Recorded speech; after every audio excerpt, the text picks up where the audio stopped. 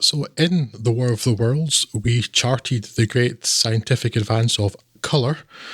Next, we're going to move into the even greater unknowns of widescreen, Scott. Yes. With Forbidden Planet, and if you're wondering what Forbidden Planet is about, well, there's this planet that is, yes, forbidden to you. Namely Altair 4, where an exposition force was sent some 20 years prior and promptly vanished. Leslie Nielsen's commander John J. Adams and his crew have been sent to investigate. They find only one survivor of that outing, Walter Pidgeon's Dr. Edward Morbius.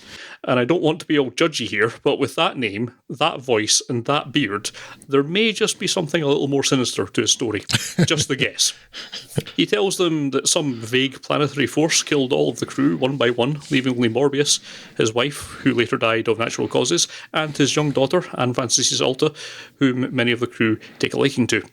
However, if they had any untoward thoughts, they would have to get past Robbie the robot, an amazingly advanced automaton that outclasses anything seen on Earth, and that Morbius seemingly knocked out in his spare time, despite him being a linguist, not a robotics expert. Turns out he's been plugging himself into the remnant technology of a long-lost race called the Krell, which is the side effect of increasing his intellect. The still perfectly functioning technology is ridiculously advanced, but Morbius rejects the commander's suggestion that other scientists should also be studying this. Earth, he says, isn't ready for this jelly. Things take a perhaps expected turn into disaster when the commander's ship is attacked by a powerful unseen entity, just as happened all those years ago. So they have to work out what's going on and stop it before they're all killed, and also uncover the full extent of what happened to Morbius and his crewmates all those years ago. Right. Let's get this out of the way, the standard issue, early clear Leslie Nielsen disclaimer, in that it's always quite difficult to take him seriously in straight roles, given his innate needlessity and the comedic roles post-airplane. He and the rest of the cast do well enough with all the dramatic reading that's required, and it's not their fault that I kept waiting for a punchline that never came. That's the Zucker brothers' fault. Or mine, maybe. But it's hard not to think of his space cadet Frank Drebin, right? It is indeed. But what Forbidden Planet delivers, like a lot of the best science fiction, isn't necessarily action. There's a nice animated laser fight later on, but that's pretty much all the thrills and spills you get. But instead sets up a mystery, sets up some interesting characters, and has them bounce off each other for a while until the kind of sort of twist of the ending that's maybe not standing up to a great deal of scientific scrutiny, but it does say something meaningful about the human condition.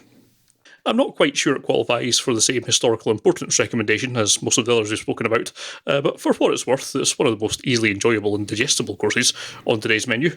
Yeah, but I don't think I've got a huge amount to say about it, but I watched it and I quite enjoyed it. It's a bit of a... It is clearly something more belonging to the classic age of the sci-fi era than anything that is getting into something that would stand up to a lot of scrutiny today. I don't think you'd be seeing much in the way of remakes of Forbidden Planet, but yeah, for what it's worth, I quite enjoyed it.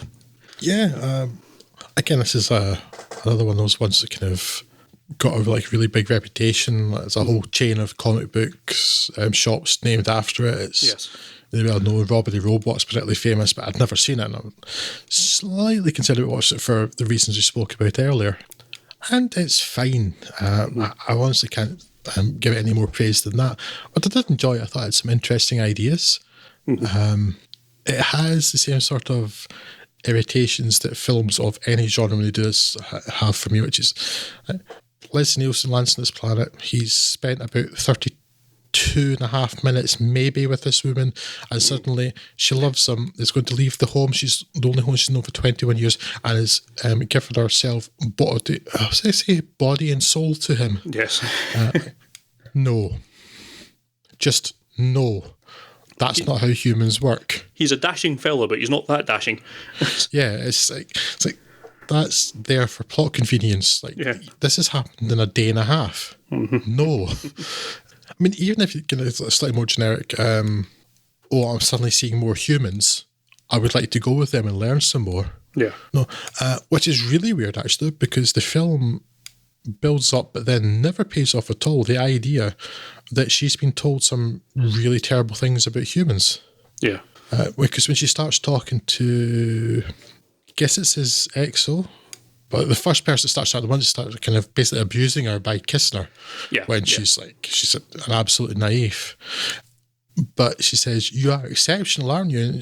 And there's a few things she says that she's clearly, her father's told her that humans are terrible things and they're really bad and stuff like that. Never comes back to it. which is kind of frustrating because, like, at least you can see that, like, it would suggest that, you know, she realised that her father was lying to her or something, but that's kind of so glossed over. Yeah. It's like, well, it's quite convenient for the plot, and obviously, this is a mid-20th century American film. Well, obviously, the woman's obviously just going to go for the man because he's a man. He's a manly man, and that's all that matters. And she will go make a home for him, for that is what the women do. Yeah, so that kind of stuff that bothers me in any film bothered me in this. But I mean, it's really quite ambitious with its sets. It looks pretty good. Some of their science is actually kind of reasonable. Yeah. I mean, like, you know, within bounds of reason, but you know what I mean? It's like they kind of thought about it, about like they have to spend months just decelerating from light speed, that sort of thing. You know, they've thought about it. Yeah. It's not just your simple shooty bang stuff, even though there is some kind of pew pew shooty bang in this, which is generally not been prevalent in most of the other films, World War II effectively aside. Yeah, it's pretty. It's not special, and I mean, I take your point, Scott, about the ending being kind of like suggesting, making comments about kind of the darkness within humans and that sort of thing, but the ending, it just lost me. It's like, it started going on kind of down the Freudian track, and like, yeah, no, it just does not interest me at all. Like, no. What's killing all the people? Magical mind monsters, right? Okay, no. Bye-bye. Again, because it's got interesting ideas there, like, too, about like a species like kind of being brought low by their own folly and their own hubris and stuff. And there are good things in there, and it's like at the end of it just lost me completely. Yeah. Like, no. Magic mind monsters, no.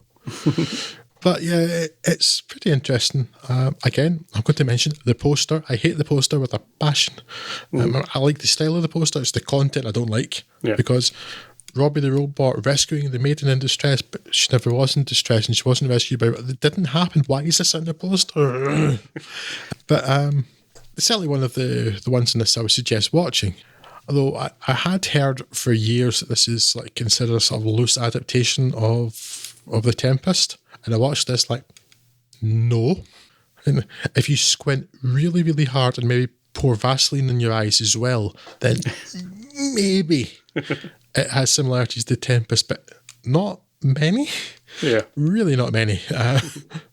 So I would set that aside. I did quite like Robbie the Robot. I think he's a definite step up from Gort, and pretty well designed, and also the design was actually quite interesting, and it was like Gort was quite clearly a man in a suit. Well, you know, this is a man in a suit, but the design of it and the way, even just like where the legs disappeared into the body, I thought it was a really well designed, really well made as well. Yes, quite expensive from what I understand, but yes, worth every penny. And the other thing I forgot to mention in my notes, the soundtrack's pretty good. I like this weird collection of theremin noises and bleeps and bloops, and it's all kind of got that kind of retro futurist kind of vibe for it, which I like now and again. I think it worked quite well for this film. I know you're not a fan of that kind of thing, but I am. So. Yeah, I was going to mention that. I kind of forgot about that, actually. I was thinking more about the content of the film. The score was doing my head. It really was. I know Star Wars in particular is credited as kind of really reviving the orchestral score, but if anything, it's probably 2001, particularly in this genre, and I'm so glad, because I don't think I could have taken another couple of decades of this bleepy bloopy nonsense. I mean, electronic music has its place, and like electronic dance music and stuff, fine, but this kind of electronic stuff, no, it really grates in my nerves, and I was not enjoying it at all. Just that I was quite amused to find. I'd never realised, because I haven't not watched it before, but I knew that there's a reference to, well, it is Robbie the Robot in Gremlins, when Billy's dad's going to the invention convention, and he says, I rarely use it myself, sort of promotes Rust. I didn't realise that entire line, not just the character, was from this film, so that was amusing to me to find out.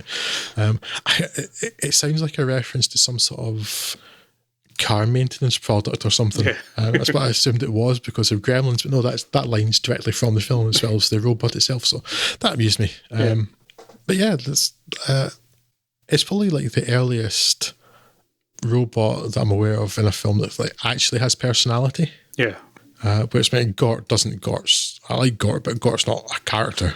Yeah, of course, a walking laser. Yes. But Robert De Niro was actually quite interesting, and not in a goofy way. Yeah.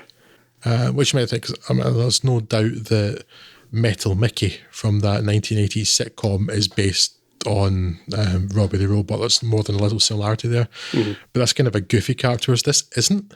Yeah. It's competent, actually. If anything, he's the straight man to the goofy chef guy that they've got on their ship. Yeah. Yeah.